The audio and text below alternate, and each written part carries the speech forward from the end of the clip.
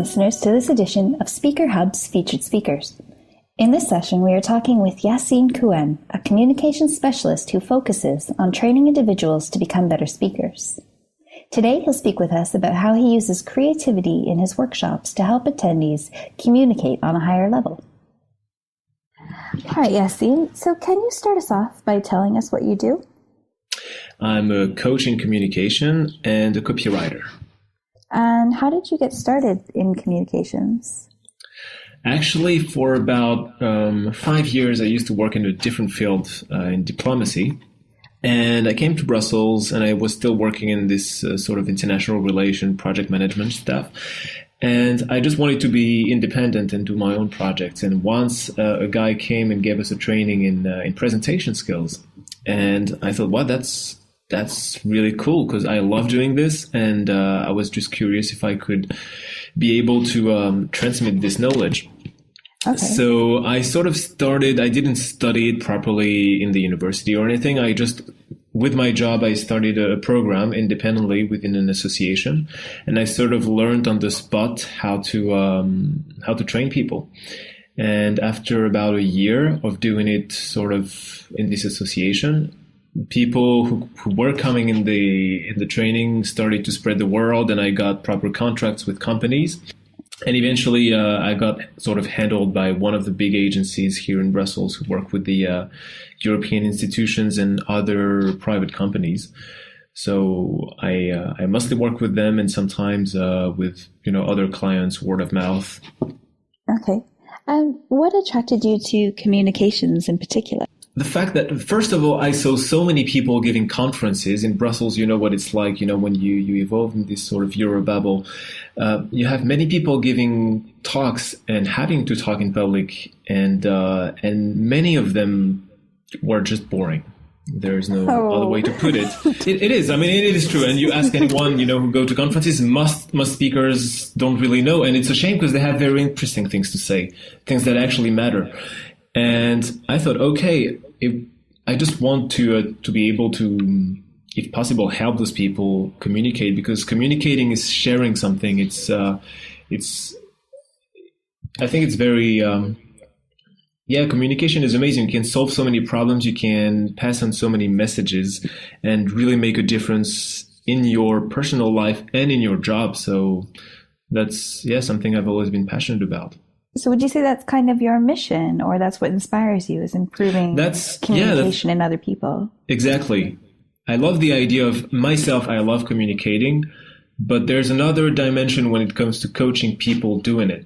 And that's something I love as well, how to have someone who's at this level and just make him better than he is, whatever his level is, because that's always thrilling, I think, to see someone improve and to be part of this improvement. How do you go about improving the person? How do you take them from one level and bring them up into the next level? The one thing I think is extremely important in that kind of job is empathy, because that's something which comes with, I guess, life experience as well.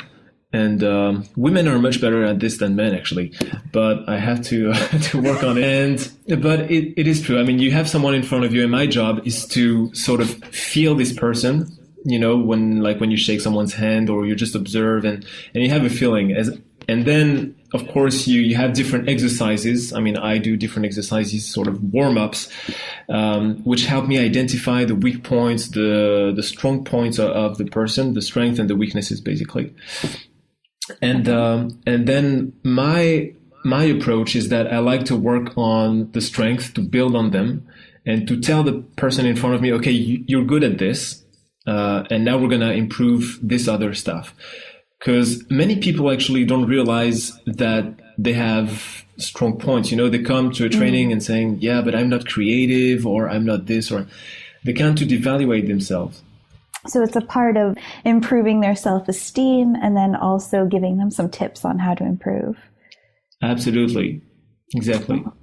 There's something very personal and another more professional side, more technical, if you could say. Can you tell us a bit more about you, like maybe an interesting fact or story? Yeah, no, one interesting thing could be the fact that I didn't study twice the same thing, even though I hold a master's degree somehow. That by 26 years old, I had lived and worked in about 5 different countries, including Zimbabwe, Honduras, and Turkey. I set up the first major hip-hop festival in Zimbabwe. That is very interesting. Another thing, I was a radio talk show in Honduras, 95.3, la emisión de hip hop. Oh man, we're going to have you do the intro. That was very fun. So do you think that living in all of these different countries has had an effect on you being a communications trainer and coach? So learning how to communicate to these people and their different cultures, what effect has that had? Well, I think it had a deep effect, and not only, if I may say so, not only the fact of moving in different countries and living there. This, of course, improves the fact that you have to adapt to different cultures, but also the social background. I was born and raised in sort of a low-class background, like banlieue in France.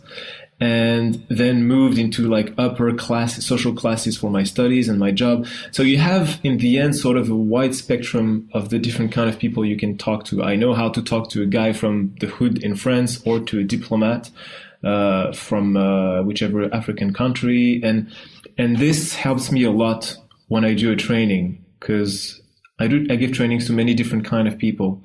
And this experience has been very helpful for me indeed to pass on a message. Okay, thanks for sharing that with me. Do you remember what your best training session was and what made it so effective? I don't know if it was my best training, but I had one recently which was quite fun. And I think it worked really well. So it was in Luxembourg at the European Institution. And this is a funny story, actually. 2 days before, the agency calls me and tell me if I can replace someone for a voice training. And I'm not a voice trainer, because the guy who was supposed to do that was a singer. And I still tell them, okay, but it's not going to be pure voice training. It's going to be also communication. And so I go there and I make them sing. I'm not a singer. I mean, I can sing a little bit, but I just sort of improvise something. I mean, I play music and everything. And I started to do this physical training first, developing the voice, and made them sing "O Sole Mio," and all of them were in a very good mood. And then we went on something a bit more technical, like they had to improvise a speech. I was analyzing their body language and it's more technical stuff. And I think this was one of the best mood and atmosphere I had in a training, because everybody was just so, like when you feel like an idiot in front of everybody else, you just don't care and you let yourself go. And it was really a lot of fun. So I think this sort of, out of the box approach and making it more personal added to this nice training. So was it effective because people really dropped their barriers and then they were able to communicate on a different level? Yes, and they were very open to any sort of remarks from myself or their peers. But I mean, that's sort of the everyday job to make them. But it also sounds like it was a lot of fun as well. It was a lot of fun. It was really cool. Okay. I mean, I love giving trainings because all of them, I try to have fun. Otherwise I wouldn't do this. I chose to do this. But this one was particularly fun.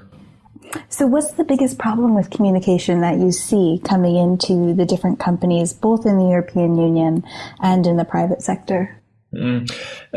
Keeping things too abstract. People, when they give a presentation, tend to remain at the level of, technical and abstract. I'll give you an example. Someone's going to talk about they work in this association that helps European regions develop, okay? And they're going to talk about it saying, okay, in many regions, we try to improve safety or green energy, something like that. And they're not going to go deeper. And that's the problem, because you can't touch people if you don't make it a bit more concrete, if you don't give example. Instead of saying in regions we develop green stuff, they could say, okay, in this specific region, so depending on their audience, if it's in Spain, in Pamplona, for example, we develop and some concrete story with some faces and things like this. So people don't have this culture of telling a story. Okay. Which is, I think in the US, in the UK as well, and probably in Canada, I don't know that much, but it's people know how to do that. So in many companies here, people have trouble being more concrete, telling stories. And what effect does telling stories have on communication? It brings a lot. It brings empathy from the audience. It enables them remember the message much better, because you remember the story, you tell the story again, and it reminds you of the main point. And it's very engaging as well.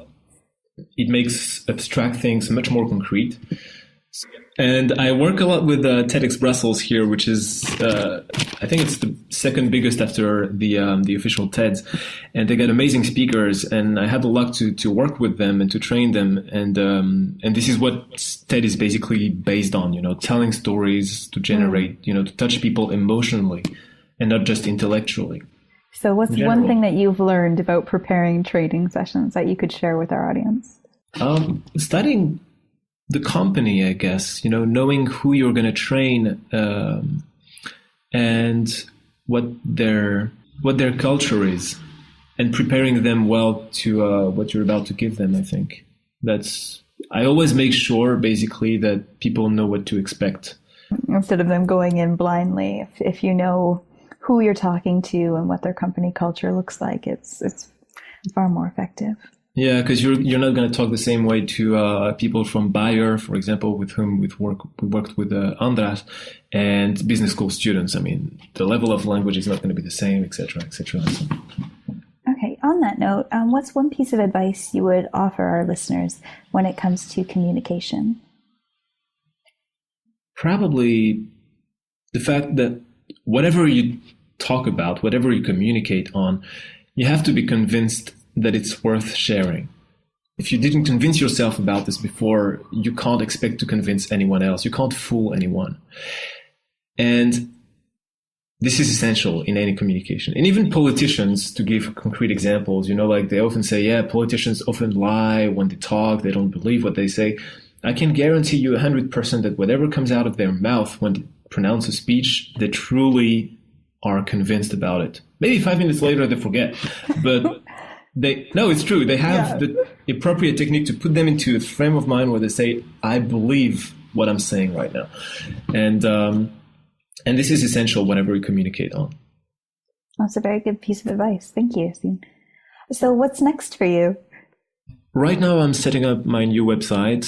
I'm trying to develop new approaches for my coaching. I've had this program for about 3 years now. And it's sort of, I have those different sets of tools and it works, but I want to experience new things, start taking risks again now that this formula works well, experience new stuff. And so that's going to be 2016, Oh, wow. We wish you the best of luck with it. And thank you for talking with us today.